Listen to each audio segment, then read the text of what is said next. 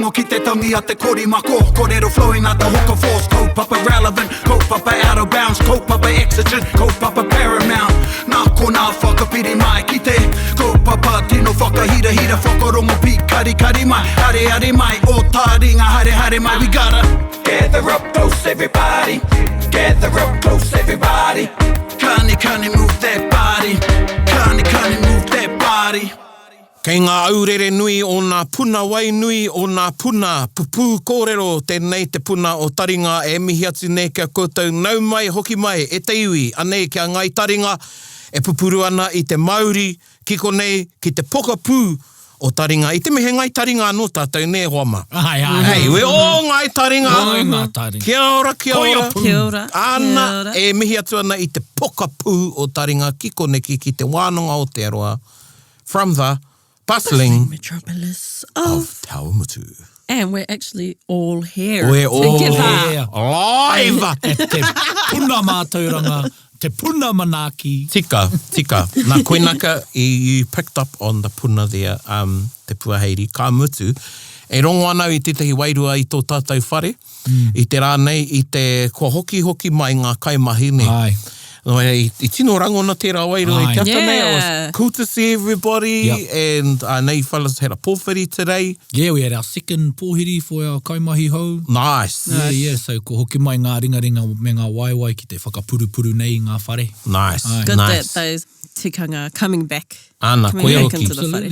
Nō rea, ana e mihi nei kia koutou e te iwi, e mihi ana hoki ki a koutou, te māngai pāho, me irirangi te motu. Tēnā kōrua e tautoko mai nei i a Taringa. Kia ora tātou. Kia ora. Tēnā. Kia huri ki te kiwaha. Kiwaha. Kiwaha. I was actually trying to go, but it came out, Involuntary sounds from the gullet. Manohi anō te Manohi anō. Manohi anō. Yeah. On the other hand, I'd rather Manohi anō. Manohi anō. Manohi anō. Sounds like an oil, but it's not. Manohi anō. Like olive oil. No, like manoi, hoino. Manohi. I've added Japanese to my... To your learning? Yes. Oh, Nei, te me hare ana mata ki hapana te tihima. But that sounds Japanese. Yeah, it does, eh? Yeah. I'm not going to impersonate. So how te reo... Manohi anō he reo Māori ke. Ai, koia. So me hoki mai. Ai, manohi anō te reo Māori. Yes. So on the, Yeah, I know that was a good... Yeah. See, I lined it up. He lined it up. And I He just stacks it and we just bowl Yeah. it. We just I got whakarite i ngā pārera i puhi mā kōrua.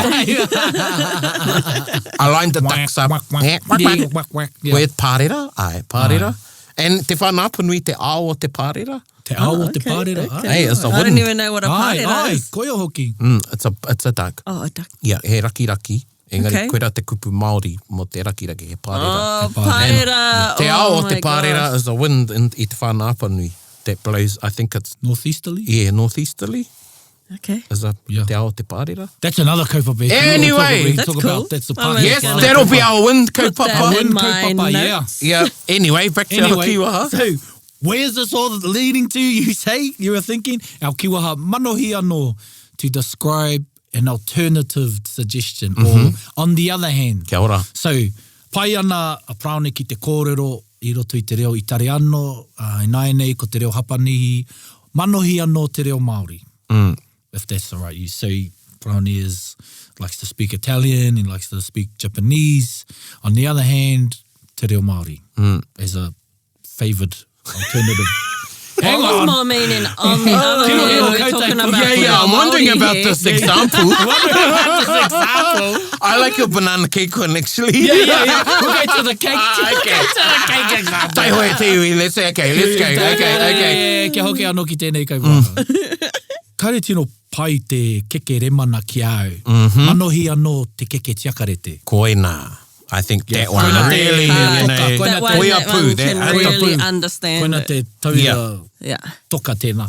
And you know, here I go again. I learned there's one in Italian, but I've forgotten what it is. What? Manohi anō te reo, ko te manohi anō.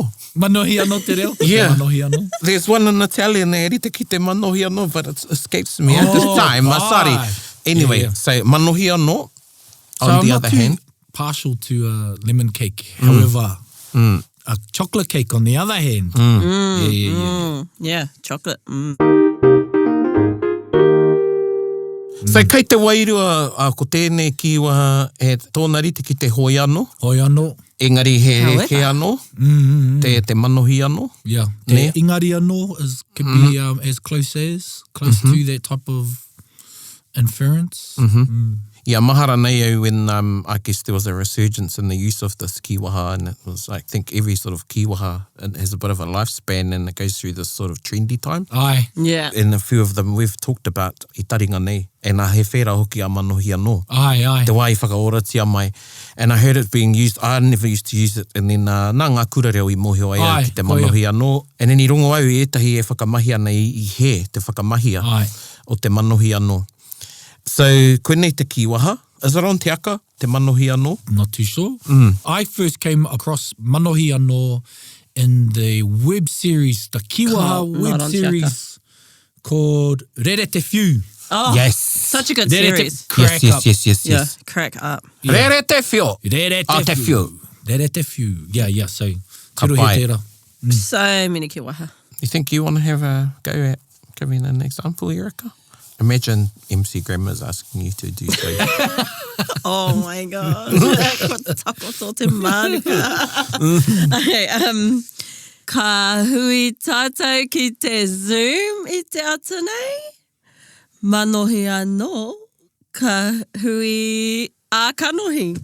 A tinana. Okay. Tinana. And what's your hea tō whakapākeatanga I tērā? Like, should we have our hui on Zoom or on the other Yeah. hand? Yeah. Should we have it in person? Ooh, yeah, I don't know. I don't think that one.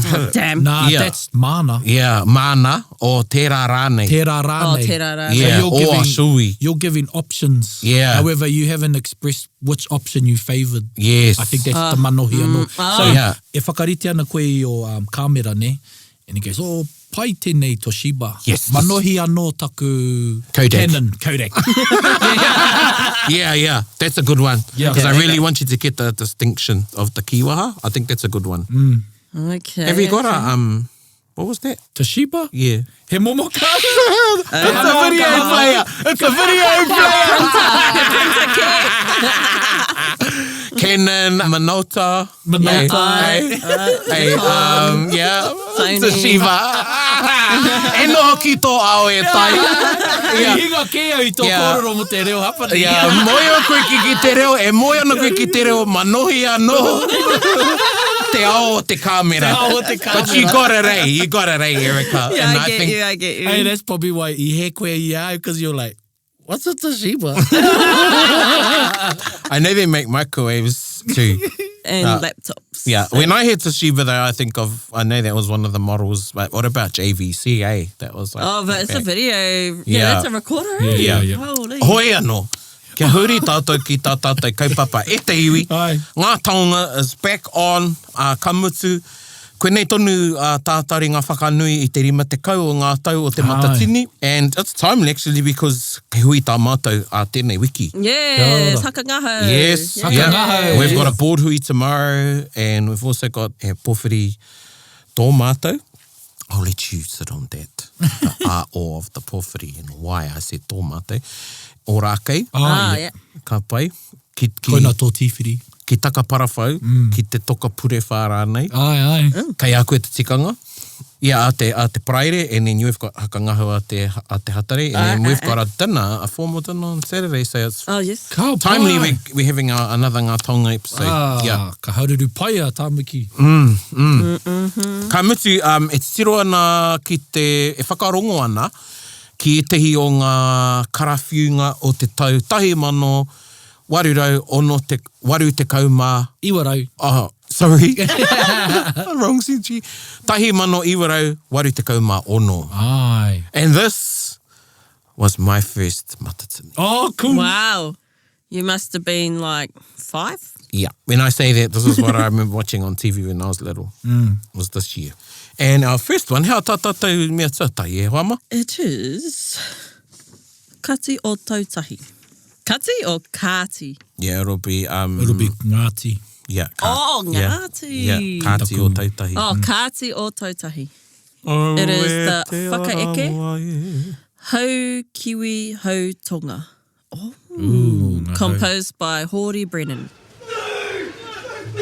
Oh, this was my... I can see it. Hey, Yeah.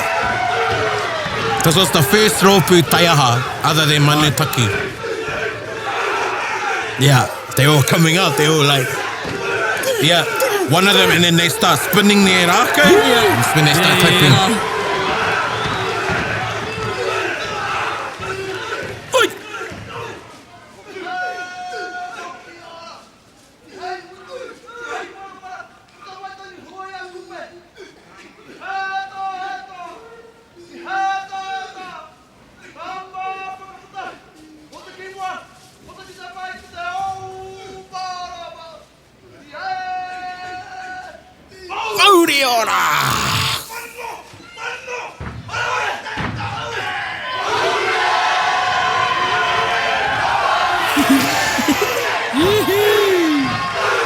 That was cool. This is still a cool fucking That was cool.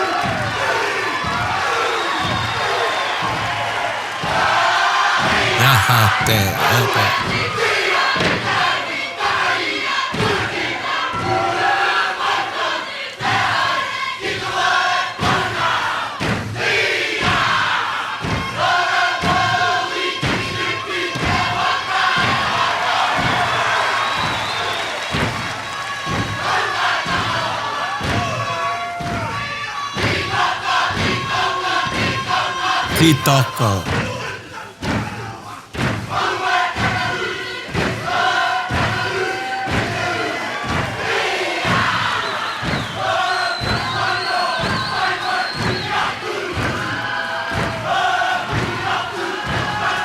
Whoa! Getting the guitar in there even.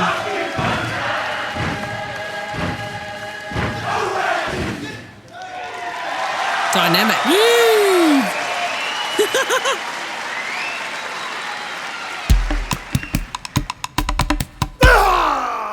Okay, now I know what the whakaeke looks like. Yeah. Because I used to watch this like every day. Yeah.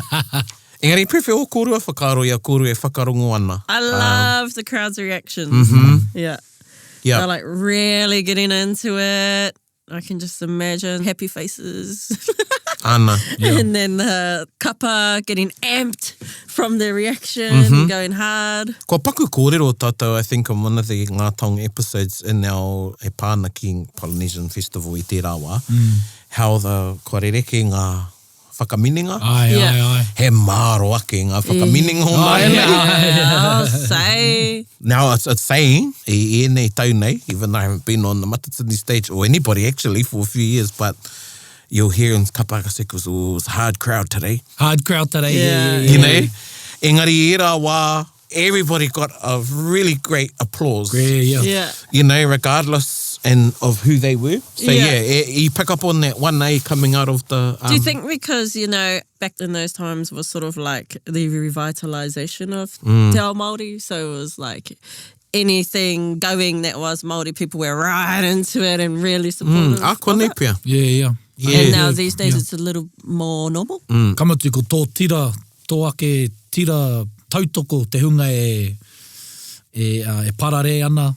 You know, when it's only your supporters going hard, going, Yeah. so-and-so. Yeah. Pa rongo te oro pai nei te ihi me te wehi o tēnei kapa. I Ana. anga ko rangona tēnā te ihi. I don't know if it's because of the crowd's reception, but I thought that sounded mean. I haven't seen this, but it seems like the same, and I mean this with the utmost respect, the same stiff movements. Yeah. Sort of robotic, but it's just because you're clenching and you're putting up your muscles, or you're showing a staunch stature, the way that they're walking on. Yeah, it's funny that you mentioned the robotic movements, hey, because that's sort of, not that they were robotic movements back then, but when you look back at old recordings, the actions, the mahiaringa and everything were just so much more simple. Yeah. And especially in the haka type, there were rigid movements, and it was to show, it was that portrayal of looking hard or muscular or tough. You know, whereas now you're encouraged to open up your action box, Be as they say. Yeah. Whanā I pai, even kia te manawa taki. Yeah. Yeah, ne poto he reka. He poto he reka. Yeah. E nei, koina tētahi o nā mea tino rereke o tēnei wā i tērā wā, ko te roa o nā whakaeke. Ai. Kua roa ake. Yeah. I rā wā poto nei ngā whakaeke. Ai. Probably wakahuia in wharewanongo Waikato, probably he ta longer whakaeke. Yeah. Wakahuia's whakaeke was quite long because ngā pō that are kōrero at the start. Yep. Engari tēnei whakaeke, ko tēnei rōpū, tētahi mea mahara nāu, and now i au e wete ana, he rōpū mau taiaha tēnei. Ai. And hori Brendan no roto mai o te arawa, Ai. koia te kaiako matua, and kei reira tonu ana tamariki e noho ana. Oh, kia ora. He whānau nui tēnei, ana whaipānga nui ana te whānau nei ki roto o te arawa. And he was a prolific composer of the time, and he was very well known i tērā wā. And their haka, they performed with taiaha as well. And was that a biggie at the time? Oh, absolutely. Yeah. No, I don't think even Manutaki did a haka with taiaha. Wow. I could be wrong. But they had this move where they put the taiaha around their leg. Oh, was it them? Yeah. I've never seen another group do it. They made that famous. They put the taiaha around And they their sort leg. of hick Yeah, they go around. Yeah. And then and then in the haka, e tutu ngā rahu ana, e peru ana Peru, ngā ai. tāne, i tētai wāhanga o te haka, and the leader comes along and Swinging underneath. swings underneath their legs. Yeah, to show. Yeah, so i whera tēnei whakaeke. The men have all got taiaha. They are uniform, but at the same time, the beginning of the whakaeke, I recall, is they're all doing their own thing. You know, and it's like taiaha going like 1,000 miles per hour. And you hear that last part, the woman break out with some poi, just for a short part there. Yeah. E mahara, koene tētai o aku tino kapa i au e tamariki ana. Because they were dynamic to watch. Yeah. It's completely different. Yeah, and Oh, I hope I get rereke, to see some video of this. I want to watch it now. I do have a dusty old videotape. Do you actually have a At video home? recorder? No. Yeah, no, neither. Yeah. I do have a DVD somewhere, so I'll dig it up. So e mihi ana ki tēnei kapa. Yeah, and we've talked about i etahi o ngā rekoatatanga, he nui ngā kapa kua moe. Ai. Ana koene ki tētahi, ko Ōtautahi o Kāti Ōtautahi. Yeah. And they were a pan-tribal group. Ai. Just of late, really, Ngai Tau has had a kapa where it's been, and the kaiako have been from out Ai. of the, like, ko Taitanga o Tahitanga. Naenei. Ai. And you have the new groups like Ngā Manua Tāne, Ai. Kaitahu Ake. Kaitahu. Yeah, Ai. ahoe no, e mihi ana ki tēnei kapa. So because they were called Kāti or Ōtautahi, I was trying to listen out for any of the, Te reo. the reo, the dialects within there, but I didn't hear any. Maybe I wasn't listening hard enough. Well, it's a good point, because really, me pono tūreo, katahi anō ka whakaohongia i roto e nei. When I say katahi anō, I'd say over the past 20 years. Yeah. Yeah. Kua kaha ake te rangona me te kōrero tia o te tūreo o Ngai Tahu. Ngai Tahu, Yeah. ai. Ka mutu he kaha ake etahi wāhanga i etahi. Yeah. And actually, it'll be a great kaupapa. We've said we're going to do this, so let's do it. Get tātere back. Tātere, me whakarongo ana. Ai, ai. It'll be great to have another episode out purely on Te reo. te tūreo Okay. and get some iwi in. Yeah, that'd be great. Yeah, that'd be cool. Yep. And mua te haere, excerpt 2. Ko tūwhare tō tēnei, koe tā rātou poi. Wow. Tahi mano warurau.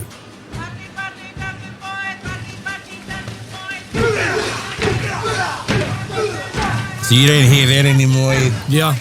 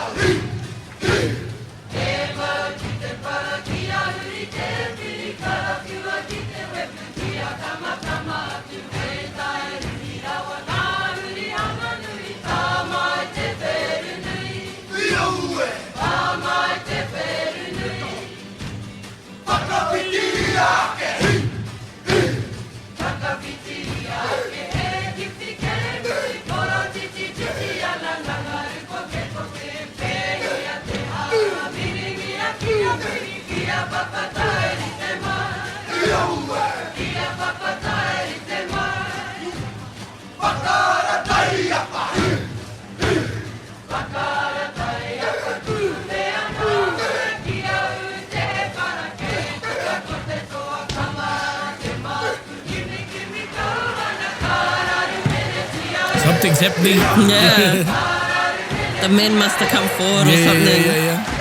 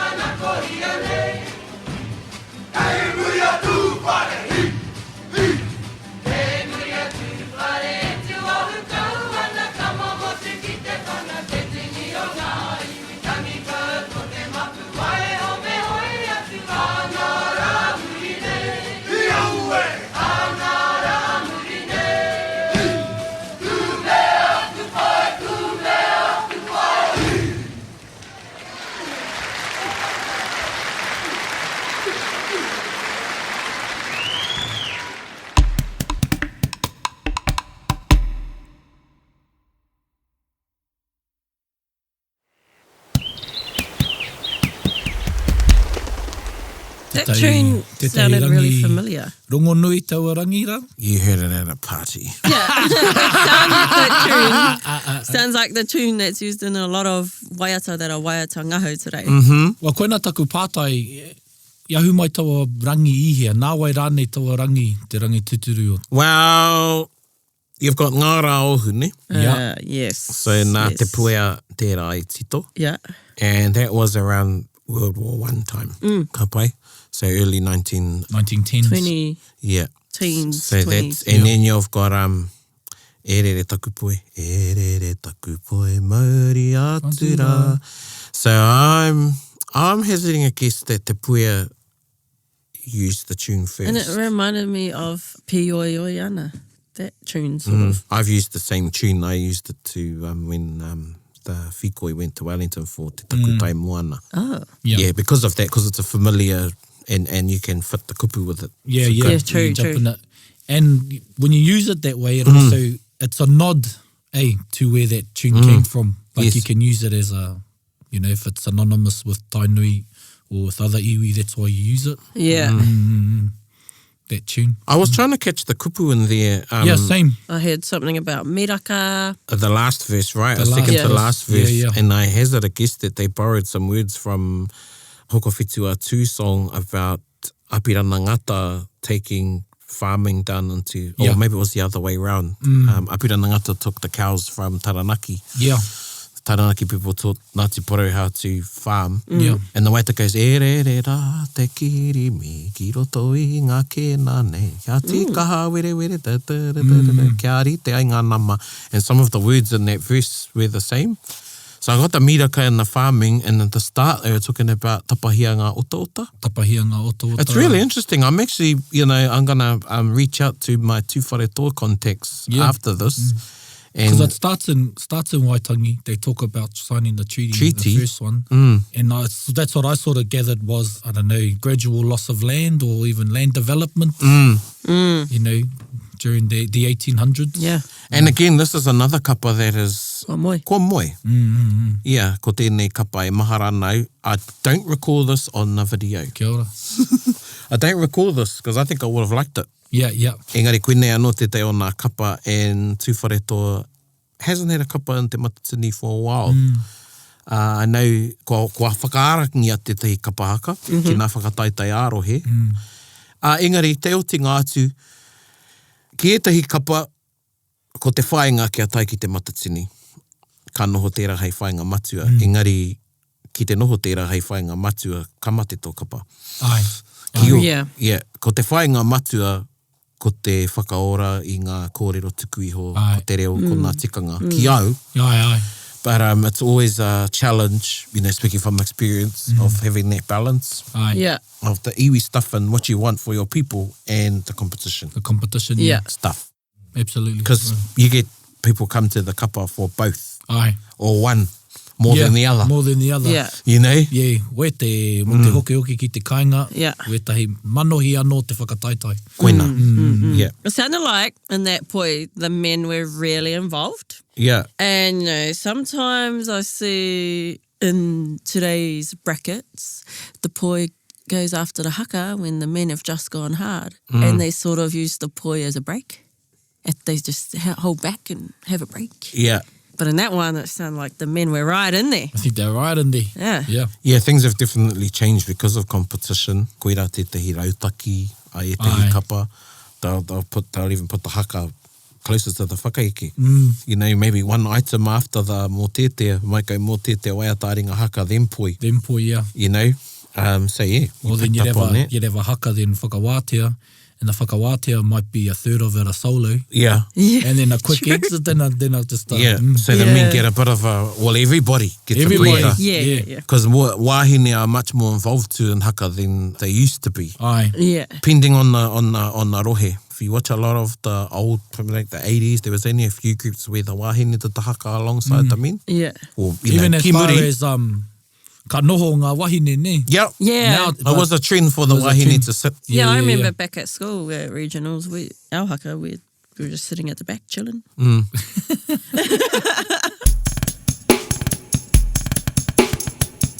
We have talked about how there was a debate one year whether a woman should perform the haka and, you know, I tuki a kingi I haka rāwa ko a tīmoti. Hoi anō, koira nā huatanga o te kapa haka. It's interesting though, like those kind of things you have to take into account when planning a bracket is how to like lay it all out so the stamina is sustained through the whole thing. Yeah, absolutely. The energy from one item to the next. Yeah. And the flow. The flow. Yeah. Yeah. Especially if you have ongoing, mena rāne he kaupapa tā koutou, ko te, hei tāhuhu mo tō whakaritenga, Yeah. how you present those mini kaupapa, Yeah. you know, to highlight your main kaupapa. Yeah. It's an art. It's an art. Just There's another methods to- layer that you need to think about. Wow. Your waiataringa might be slow and then your poi's fast, or vice versa. Yep. Yeah. And if you're more tete as a pātere, where you come into a waiataringa, you want to slow it down, so you slow your waiataringa down. So there's all those sorts of There's all things. this, Yeah. And then you get pauoko, they're like, nah, Just bang, we're just going to bang, bang. Bangers. or we're going to go Māori tau for everything. Yeah. Because Māori tau isn't necessarily slow. Yeah. Because you can be fast in Māori tau. Yeah. Well, there is another Just, art yeah. there. Yes, in koina. there, Yeah. Koina, you can be Māori tau in the pātere. Yeah. And you can be Māori rere in a slow item. Yeah. Yeah. Ka waiho tērā hei wānanga mā koutou. Engari, koira e tehi āhuatanga, you know, o te kapahaka. Te nui ngā kare tino kite, Ai. i rā āhuatanga. Yeah. Engari, ko nā mōheo ka kitea. Ka kitea, Yeah. ai. Ka kite e No, I've āhuatanga. never actually literally thought about it till now. Yeah, I've touched on te whānā apanui a few times. If you look at the evolution of te whānā apanui, is they've maintained their tū, but they've also evolved, you know, as a group. So if you look at te whānā apanui lately, compared to te whānā apanui of old, very, very uniform. Ai. You know, whereas the old te whānā apanui, everybody was sort of doing their own thing. Yeah. Hands were, you know, but now apanui is all about levels. Yeah. You know, I know te whānā apanui, I watch. But not just te whānā apanui, all groups. You know, there's those things and they evolve. Well, koina hoki te whakaaro nui, nai nei, levels, being in sync, uniformity. Yeah. The big actions. The big actions. Yeah, because judges are sitting further away from the stage. True. Yeah. So you present yourself. Watch the next time you watch some group and how instead of being your hands to your side, they've learned to put their traps out there, their lats. Their lats, their wings out just to be presented bigger or to be seen more. Yeah, are you talking about the man or the woman? Nā ko ngā wahine. Yeah. He whakararahi aki tō rātou too. Yeah. And I'm not the greatest at picking up on this stuff, but my partner is. And we were watching Te Piki Kōtuku the other night. And he was commenting and he was like, look at Renata, she's so regal how she stands, her arms are like this. Well, that's what it is, koina te taura. Yeah, taura pai te tūā Renata. And then like another one he always mentions is shorter wahine who are usually on the ends, usually do big actions so that they don't stand out as being short amongst the taller people. I was like, oh, yes, that makes sense. Well, e kōrero ana tātou mo te whakaari e nai nei ne. Yeah. Theatre, so, you know, people that do theatre, they know you need to extrapolate, exaggerate a sort of emotion so it's bought or received. So, pēnā hoki wētahi nekehanga mo te kapahaka. Yeah. Myself and another judge having a disagreement over the mōtete one year. Oh, well, it wasn't a disagreement. It was a deliberation. And I said, well, how do you know if they got their eyes closed for real? Or they're just doing it as an act? Are they really feeling the waiata? Yeah. You know? I was saying, well, the eyes, you know, me ki tau I ngā karu. So, well, no, it was a waiata-tangi. They should all have their eyes closed. And I was going, but all of them? You know? So there was one of the deliberations we had. Sometimes I think you're acting. Yeah. You know? Yeah. And it comes down to knowing your kupu. Yeah. And not just knowing them, and that's part of the responsibility, or a big part of the responsibility. I know the context behind the kupu as well. It's the pouako. Mā te pouako ngā kupu e whakamārama. And it's something you're visiting all the time with the kapa. You know, so you're not just acting, but you are embodying. Or portraying. Yeah. Even to the extent, I remember ka maharu i etahi o a tātou whakangungu. Right, everyone find another action for this. You can't all do this one action. Yeah. You know, that's the next part, understanding. Or do you need to do that? Is there other ways that you can portray a certain action where it's not as deliberate or not as obvious? Yeah, I remember Waihirere 1998 and tā rātou mō tētea.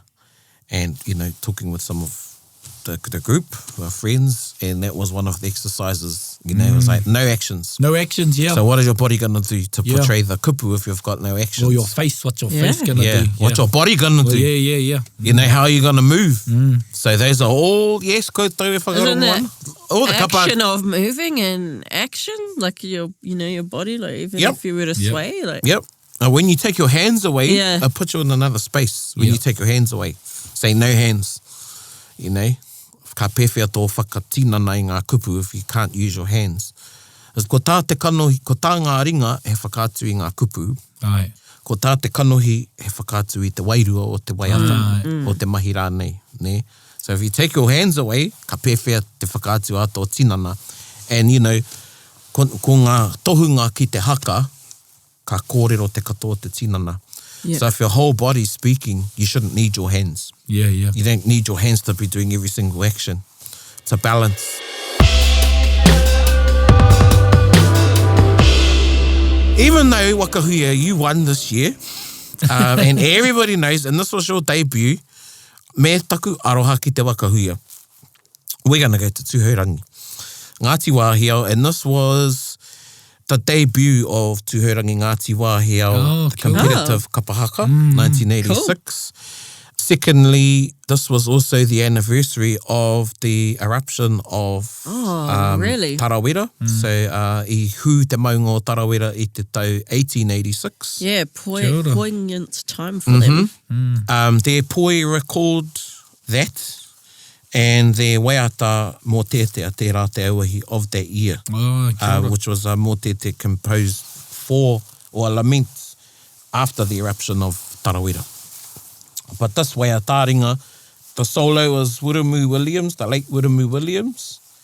And he wrote Kapohia. So Kapohia.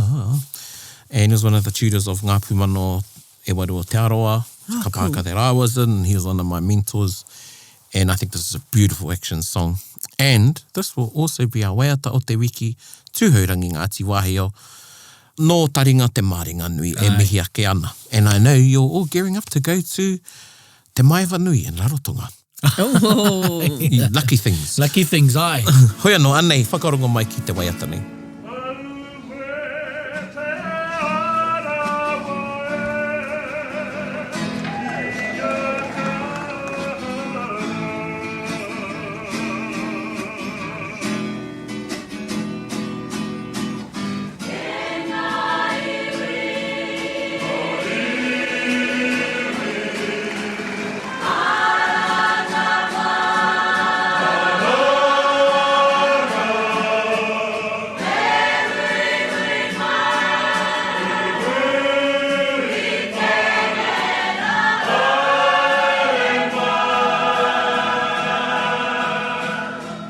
Beautiful song, this.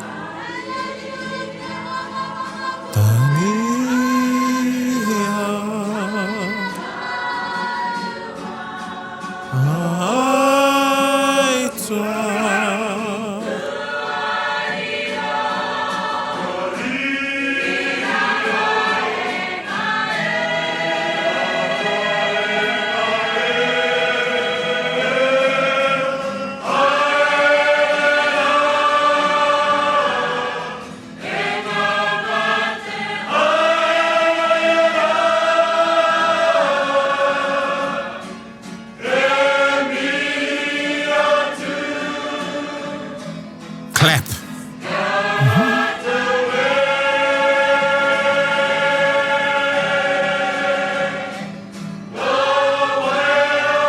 Rich sound, Yeah. Yeah. Yeah.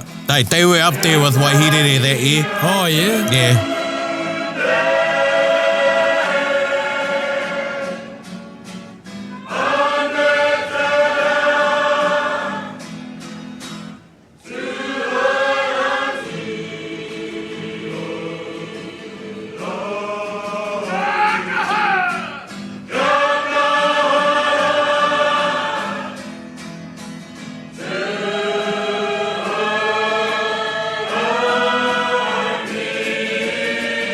Wow.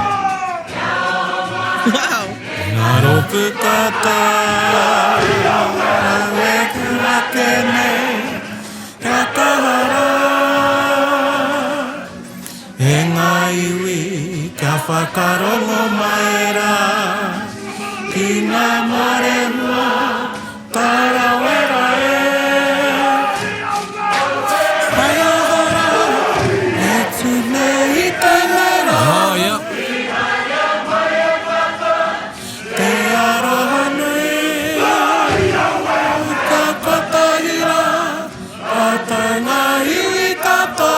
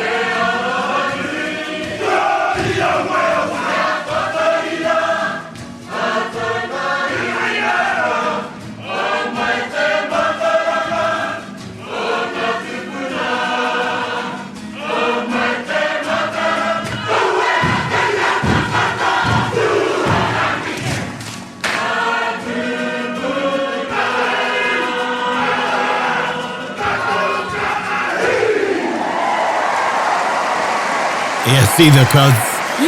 And the crowd erupts. Such a rich sound. Oh, you know, hoki nei ngā mahara. when I listen to that. I never get that. Such a beautiful composition. It's beautiful. Yeah. Absolutely. Te mutunga ke mai o te rōreka. Rōreka ake nei. Yeah.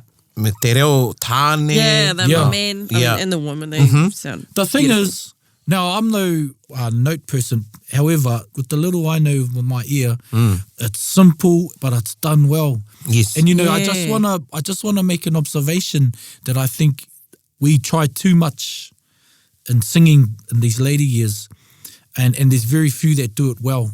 But I think that type of like unison and the synchronizing sounds and tones, and I don't think there's too many notes I can hear, but they're just done well. And the pitching as well. Tautoko. Yeah. Pautikaha. Pautika. You made an observation. I'm going to make a listenation.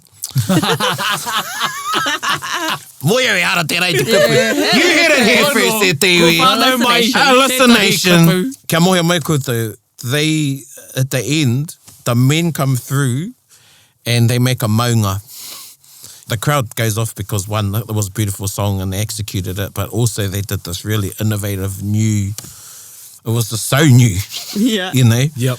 Yeah, and they make a erupting maunga Yeah. at the end. Yeah, that'd be so well, cool to see. Yeah, in commemoration of their tupuna. But they had such a sound that year, Yep. Tūhoranga. They've always had a lovely sound.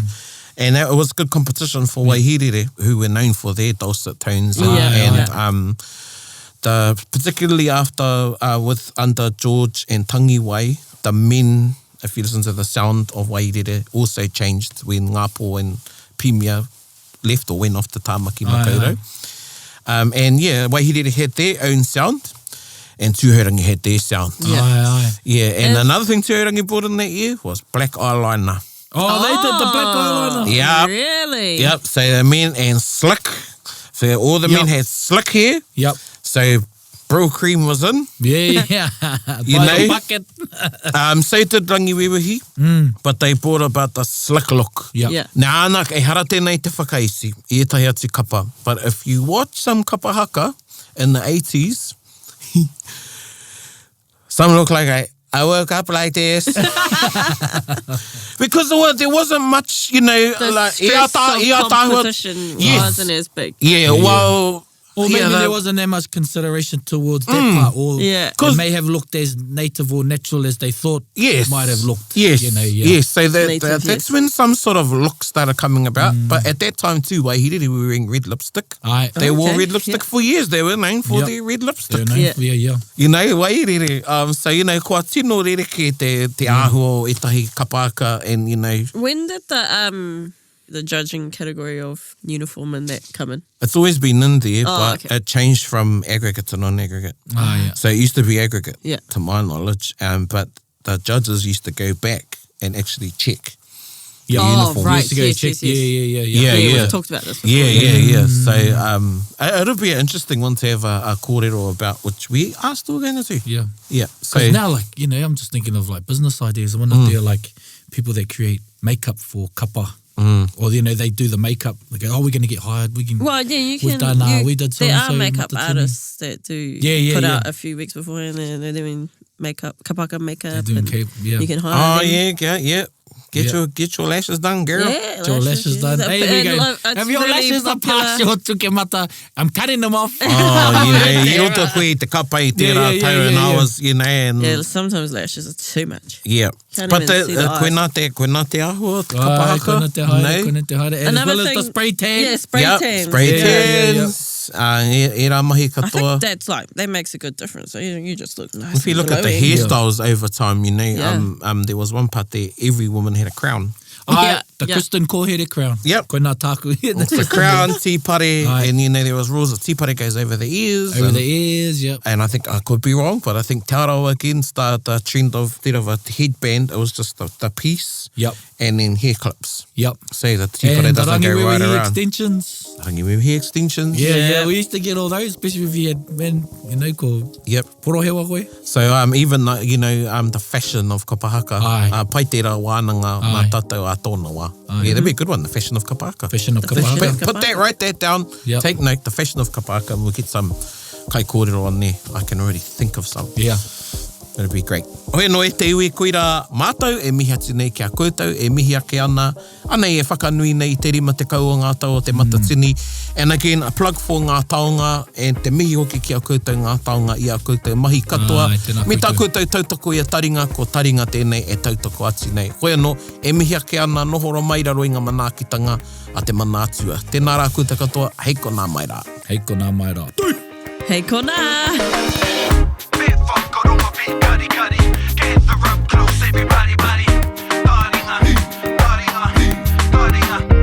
Tahuri mai ki yo, whakarongo ki te tangi a te korimako. Kōrero flowing at the hooker force, kaupapa relevant, kaupapa out of bounds, kaupapa exigent, kaupapa paramount. Nā ko nā whakapiri mai ki te kaupapa tino whakahira hira, whakarongo pi kari mai, hare mai, o Taringa hare mai. We gotta gather up close everybody, gather up close everybody. Kani move that body, kani move that body. Taringa. He mea tuku nā te wānanga o Aotearoa, ā, nā te māngai pāho me irirangi te motu I tautoko. To listen to more episodes, search for us on your podcast app and subscribe, or follow us on Instagram and Facebook. Taringa. Whakarongo mai.